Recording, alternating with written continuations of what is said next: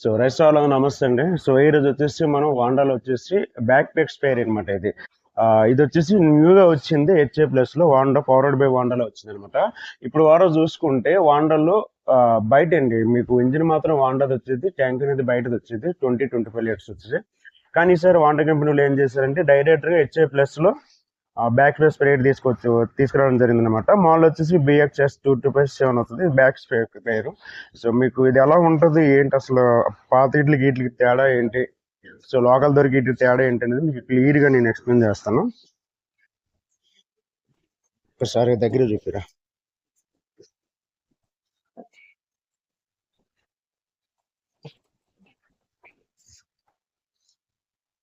ఇది వచ్చేసి గన్ అనమాట. ఇది బయట వచ్చే స్పైర్లకి దీనికి ఒకేలా ఉందన్నమాట.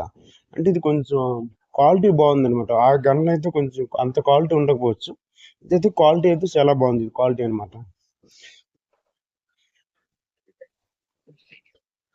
ఓకే, స్ప్రేయర్ వచ్చేసి ఇదే అనమాట.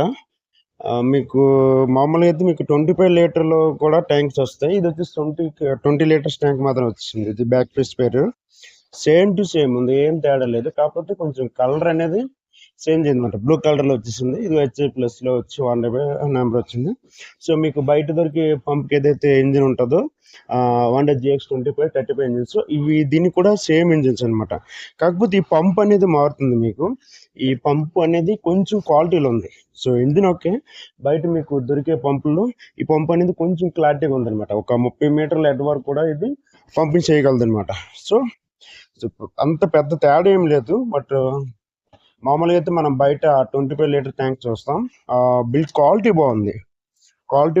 పంపు కూడా ఎక్సలెంట్గా ఉందండి. బయట మీరు చూసే పంపులు సైనా పంపులు వేస్తారు, మీకు సైనా పంపులకి పంపేసి వార్నింగ్ చేసేస్తారు. కానీ వీళ్ళు కాదు, మంచి పంపు తీసుకోవడం జరిగింది అనమాట. పంప్ అయితే బిల్డ్ క్వాలిటీలో ఉందన్నమాట.